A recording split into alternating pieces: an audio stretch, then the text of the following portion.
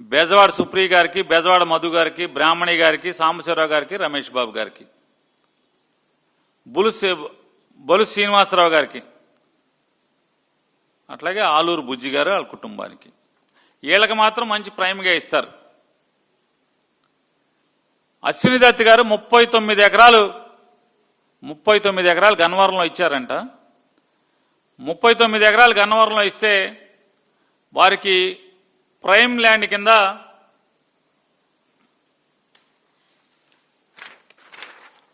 Commercial 5,940 గజాలు, residential కాదు commercial, only కమర్షియలే 5,900 అంటే సుమారు 6,000 గజాలు, అంటే ఎకరన్నర ప్రైమ్ ల్యాండ్. ఎక్కడ వచ్చింది?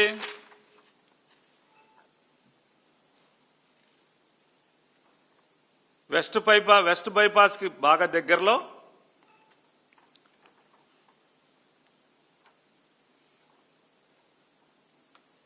Township 17, sector 143, colony 624.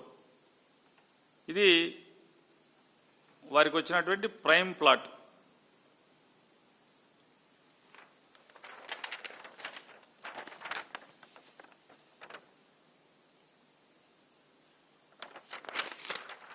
అలాగే బలుసు శ్రీనివాసరావు గారండి, వారి కుటుంబానికి 3,660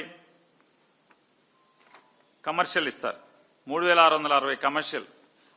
అమృత యూనివర్సిటీకి దగ్గరలో, వెస్ట్ బైపాస్కి దగ్గరలో.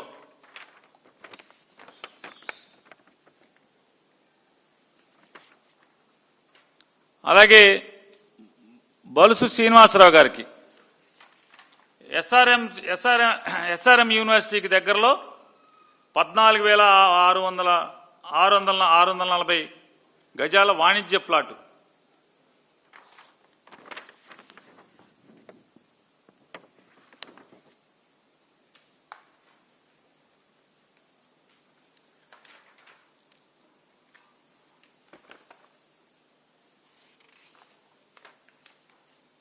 ఈ రకంగా అంటే అస్మదీయులకు ఒక రకంగా, సామాన్యులకు ఒక రకంగా ఎత్తి చూపిస్తే అటు వీడియో పీకేయండి, నానిగడి వీడియో పీకేయండి, ఏదో పోలీసుని ఎస్ఐ గారు కొట్టేస్తాడు వెంటనే.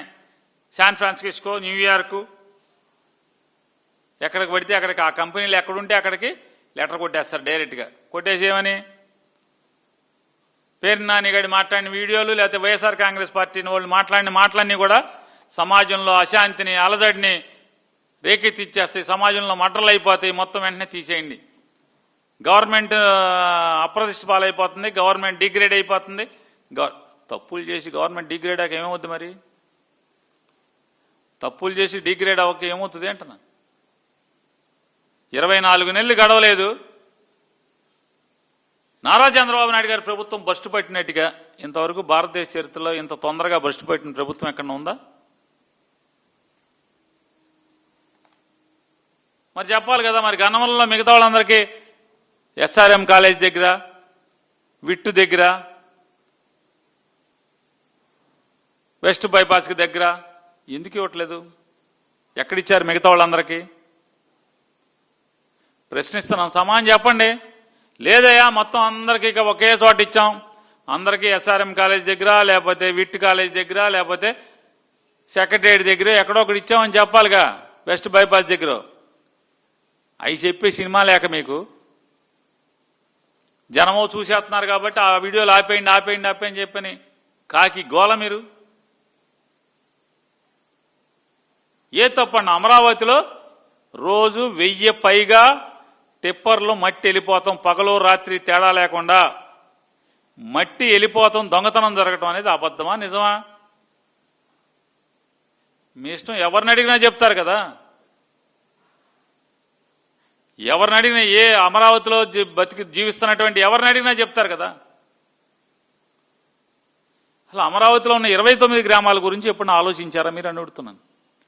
ఎంతసేపు అప్పులు తేయటం, డబ్బులు తినేయటం తప్పితే ఆ గ్రామాల్లో అసలు రోడ్లు ఎట్లా ఉన్నాయి, తాగుతాకి ఇక్కడ మంచిళ్ళు ఉన్నాయా? శ్మశానం మాత్రం మంచిది అండి, అన్ని వాళ్ళ మీద అంటే మంచి మోడల్ శ్మశానం ఒకటి కట్టారు. ఊరు కట్టినా కట్టపోయినా ముందు 29 వాళ్ళకి ప్లాట్లు ఇచ్చలేకపోయినా ఆ 29 గ్రామాల వాళ్ళకి మాత్రం మోడల్ శ్మశానం ఒకటి కట్టారు చంద్రబాబు నాయుడు గారు. కొత్త రకం అంటే మామూలు ఏదైనా శవం దహనమే కదండి, లేకపోతే పాతేయటం. ఇంతకు మించి చచ్చిపోయిన తర్వాత ఇంకేముంటుంది మనిషికి? నేనైనా మీరైనా ఎవరైనా అదే కదా. అసలు బతకటాకి ఏదయ్యా, బతకటాకి మంచిళ్ళు అయ్యి ఆ గ్రామాల్లో బ్రతకటాకి మంచిళ్ళు అయ్యి, రోడ్లు అయ్యి, డ్రైన్లు అయ్యి, అసలు ఆ ఊర్లు అలా ఉంచొచ్చా అని అడుగుతున్నాను. వాళ్ళ గురించి పట్టించుకోరా అంటున్నాను. వాళ్ళ చుట్టూనేమో 1,00,000 కోట్లు ఆవిరైపోతుంది ఆ 29 గ్రామాల చుట్టూ. ఏదో అన్న సామెత, అంగట్లో అన్నీ ఉన్నాయి అల్లు నోట్లో శనున్నట్టు పొలాలన్నీ ఆళై వాళ్ళకి ప్లాట్లు ఎవరు, వాళ్ళ ప్లాట్లో రోడ్లు వేయరు, ప్లాట్లు చూపించరు. ఈ పెద్ద వాళ్ళందరూ ఎక్కడెక్కడో గన్నవరం, శంకవరం, ఆ వారం ఈ వారంలో ఇచ్చినాడేమో అప్పులు తెచ్చేసుకుంటారు. ఎస్ఆర్ఎం కూడా అప్పు తెచ్చేస్తాడు, విట్టోళ్ళు అప్పు తెచ్చేస్తుంటారు ఈ భూమి పెట్టి. అందరూ అప్పులు తెస్తారు, డబ్బున్న వాళ్ళందరూ. వీళ్ళకి ప్లాటు లేదు. ఎన్నేళ్ళు అయింది వాళ్ళ దగ్గర తీసుకుని పొలం? వాళ్ళ జీవనం ఎట్లా? ఏదైనా కష్టం వస్తే ఎట్లా? ఆ ప్లాట్ తాకట్టు పెట్టాక ఉందా ఎక్కడన్నా? ఆ ప్లాట్ బ్యాంకులో తనఖా పెట్టి అప్పు తెచ్చుకునే అవకాశం ఉందా రైతులకి? మొత్తం క్రాఫ్ వేసినట్టుగా మొత్తం వాళ్ళ దగ్గర ప్రతి సెంటు లాగేసుకున్నారు కదా మీరు 29 గ్రామాల వాళ్ళ దగ్గర. వాళ్ళకి ప్లాట్లు ఎవరు? ప్లాట్లో రోడ్లు లేరు, వాళ్ళకి ప్లాట్లు చూపించరు. ఎంతసేపు సిఆర్డీ ఆఫీస్కి వెళ్తే ముందు అసలు దాని పేరేంటి, E1 E3 రోడ్డు అది. ఆ పెద్ద రోడ్డు మీద మాత్రం మెప్మా ఆఫీసు, సిఆర్డీ ఆఫీసు 200 కోట్లు పెట్టి కట్టేశారంట. 200 కోట్లు. ఎవడో చెప్తున్నాడు ఆఫీసర్ చంద్రబాబు నాయుడు గారు, సార్ సీఎం సార్, ఎవడన్నా బయట నుంచి రాయేస్తే కూడా ఈ అద్దం పగలదు సార్, అంత కాస్ట్లీ అద్దం సార్. ఓరు మీ దేవసం చెయ్యి, ఆఫీసుకి రాయేస్తే రాయిపోయి అసలు మనుషులు ఎవడున్నాడు అక్కడ వచ్చి రాయేయటానికి? సిఆర్డీ ఆఫీస్కి రాయేస్తే అద్దం పగలదండి అని. అసలు ఏంటి, అసలు ఎవరు సొమ్ము? అప్పులు చేయటం ఏంటి? ఈ రకమైన సోకులేంటి?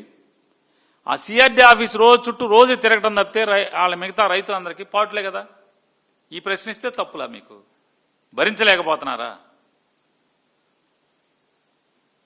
తక్షణం డిమాండ్ చేస్తున్నాం, 29 గ్రామాల్లో ఉన్నటువంటి మీరు జనం సొమ్ము, చంద్రబాబు నాయుడు గారు హెరిటేజ్ డబ్బు అయితే ఎవరికి బాధ లేదు, కానీ జనం సొమ్ము మొబిలైజేషన్ అడ్వాన్స్ ఇచ్చారు. ఆల్రెడీ కేరళ రీచ్ అయిపోతున్న 25వ తారీఖున 24వ తారీఖున వర్షాలని చెప్తున్నారు.